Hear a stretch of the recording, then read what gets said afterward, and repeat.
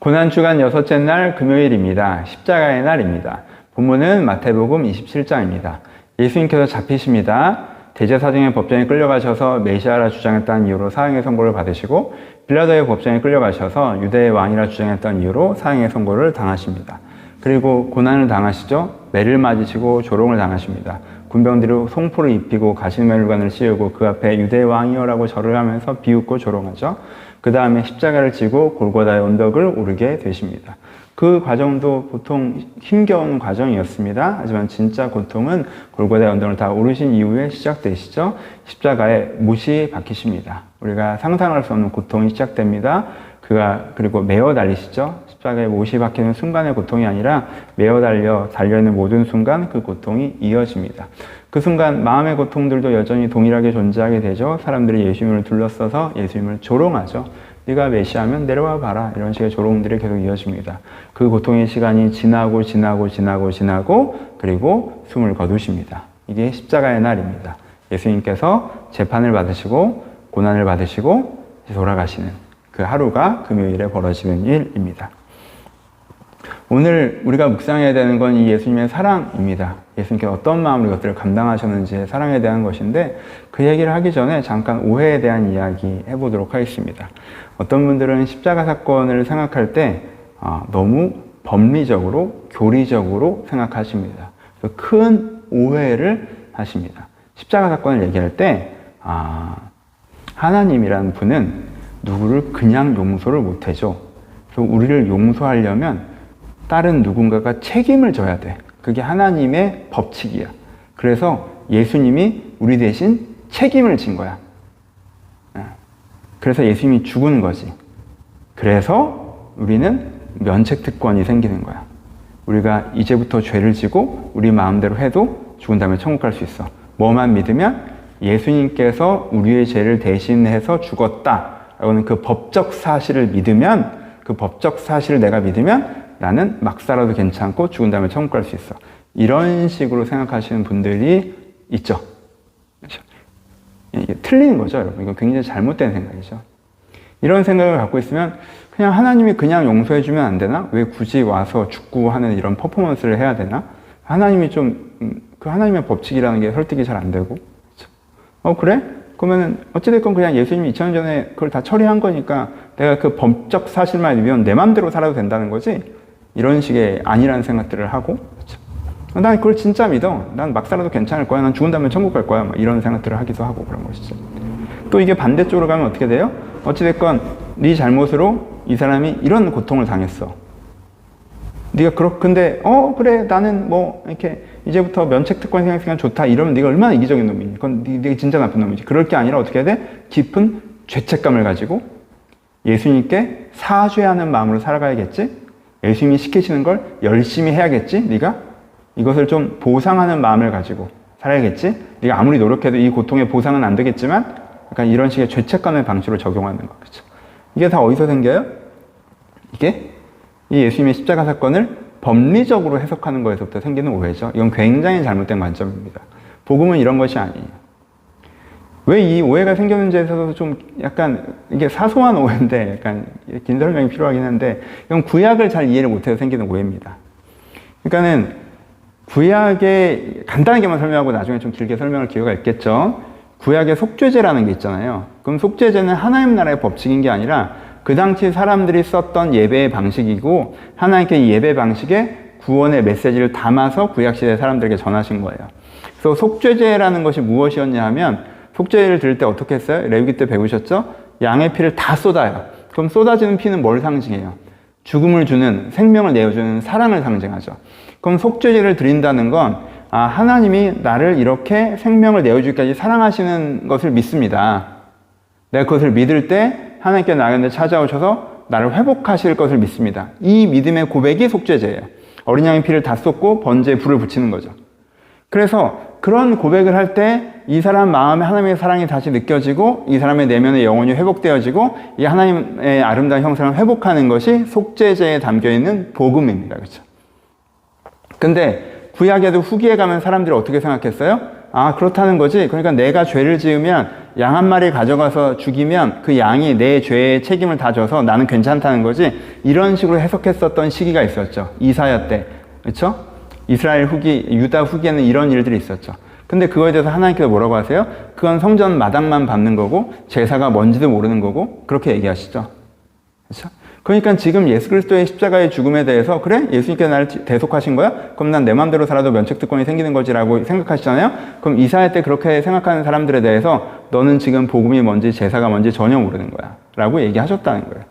그 형식에 담겨있는 의미를 알지 못한 채 형식 자체만을 가지고 자기 마음대로 해석하는 거죠. 그렇죠? 이게 아니라는 거죠. 그렇죠? 근데 이 신약 시대에 구약을 잘 모르는 사람들이 성경을 읽으면서 어떤 오해를 하는 거예요? 왜냐면 여기서 제사의 언어를 쓰시죠. 내가 세상죄를 지고 가는 어린 양이라고 세례 요한으로 표현되셨고, 그렇죠? 화목제물로 드려주셨다라고 또 로마서에 표현하시고 그렇게 하니까 그 얘기는 무슨 얘기겠어요? 이 제사라는 게 하나님 나라의 절대적인 법칙이어서 이 예수님께서 나를 이 얘기가 아니죠. 예수님의 죽음이라고 하는 게 그냥 한 사람의 죽음이 아니야. 그 죽음은 어린 양이 피가 쏟아서 하나님의 사랑을 너희 가운데 전해찬 것처럼 예수 그리스도께서 죽으시면 하나님의 사랑을 너희 가운데 전하신 거야 라고 얘기하는 그 제사에 담겨있는 의미를 얘기하는 거죠. 그리고 그 의미를 가져와서 그 예수 그리스도께서 죽으심으로 보여지는 그 사랑을 너희가 믿으면 그 사랑을 경험하면 네가 영원 구원의 은혜를 경험할 수 있어. 그것이 네 영혼을 구원할 거야. 이거를 전하고 계신 거죠. 그래서 대속이라는 것도 법리적인 개념을 얘기하는 것이 아니라 아버지가 아들을 바라볼 때 아들이 잘못하고 하더라도 그 잘못의 책임을 지면서도 우리가 우리 마음대로 살고 하더라도 하나님께서 우리를 평가하시는 분이 아니라 그 책임을 지면서도 고통스럽더라도 그것을 감당해 내시면서 어려우시더라도 어떻게든 이 아들을 아름답게 변화시키려고 하시는 그 마음이죠. 그렇죠? 그 사랑을 믿을 때 우리 안에 구원의 역사가 이루어지는 것. 이것이 복음이라는 거. 그래서 여러분들에게 십자가가 아직도 여러분들이 조금 아예 이렇게 생각하는 분은 없겠지만 좀 잔재처럼 남아있다면 그런 법리적으로 오해하는 건 이사야가 말했던 그런 왜곡된 이해다라는 것을 한번 짚고 가셨으면 좋겠고요. 오늘 이게 중요한 건 아닌데 그래도 오해들이 있을 수도 있으니까 한번 금요일날 상기해 보고 싶었습니다. 오늘 핵심은 뭡니까? 예수님의 마음이죠. 그렇죠? 우리가 일주일 동안 계속 무엇을 묵상하고 있죠? 우리가 고난 주간에 무엇을 묵상하자고 그랬습니까? 예수님의 마음, 예수님의 사랑을 묵상하자고 말씀을 드렸습니다. 여러분, 끌려가시는 예수님을 상상해 보십시오. 어떤 마음이셨을까요? 재판정에 서 있는 예수 그리스도의 마음을 상상해 보십시오. 어떤 마음이셨을까요? 채찍에 맞으시는 예수님의 마음은 어떤 마음이셨을까요? 골고다의 언덕으로 오르시는 예수님의 마음은 어떤 마음이셨을까요? 십자가에 못이 박힐 때 예수님은 어떤 마음이셨을까요? 십자가에 달리셨을 때 예수님은 어떤 마음이셨을까요? 그 고통의 순간들에서 예수님은 어떤 마음이셨습니까? 그가 어떤 마음이셨을지 우리가 이 일주일 동안 예수님의 마음을 묵상하기 때문에 알 수 있죠. 어떤 마음이신 거예요? 되게 힘들지만 어렵지만 내가 이것을 통해서 하나님의 사랑을 이들 가운데 보여줄 수 있어. 전할 수 있어. 내가 이것을 통해서 이들 가운데 구원의 길을 낼 수 있어. 그러면 이 사람들한테 너무 좋은 일이 벌어질 거야. 내가 사랑하는 이 사람들이 변화되고 구원받고 회복될 거야. 그렇게 될 거야. 그러니까 참자. 그러니까 견디자. 그게 예수님의 마음이죠. 너무 고통스럽지만 내가 마음먹으면 지금이라도 이 고통을 멈출 수는 있지만 예수님이 그렇게 표현하시죠. 내가 당장 하늘에 천군천사가 나오게 못하는 줄 아느냐라고 얘기하시죠. 당장 이 고통을 멈출 수는 있지만 난 안 멈출 거야. 왜? 이것을 통해서 이들 가운데 이루어질 유익, 이것을 통해서 내가 하나님의 사랑을 이들 가운데 전할 수 있고 그렇게 전해진 사랑을 통해서 이들의 영혼이 구원받을 수 있고 이들 가운데 아름다운 일이 벌어질 수 있으니까 내가 그걸 위해서 참을 거야. 이게 예수님의 마음이시죠.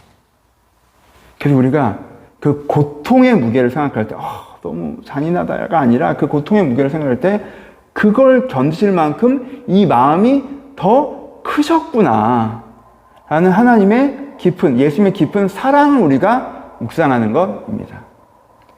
십자가의 현상보다 십자가에 대한 어떤 신학적 해석보다 그 십자가를 지고 가시는 예수님의 마음을 묵상하실 때, 그 사랑의 마음을 묵상하실 때, 그 사랑의 마음을 묵상하시는 걸 통해서 아, 정말 이게 하나님이 나를 향한 마음이구나라고 믿으실 때 그 사랑이 여러분 마음에 경험되어지면서 여러분 안에 영혼이 회복되어지는 그 구원의 역사를 오늘도 다시 한번 누리실 수 있으실 것입니다. 그러니 이 마음으로 이 십자가의 날을 지내셨으면 좋겠습니다. 그냥 교리적인 오해된 해석 아니라, 죄책감이 주는 부담감 아니라 그 마음을 묵상하셔서 그래, 하나님이 저렇게 나를 사랑하신다고 얘기하시구나. 지금 이 순간도 2000년 전 얘기를 하자는 게 아니라 지금 우리가 지금도 하나님은 저런 마음으로 나를 사랑하고 계시는구나.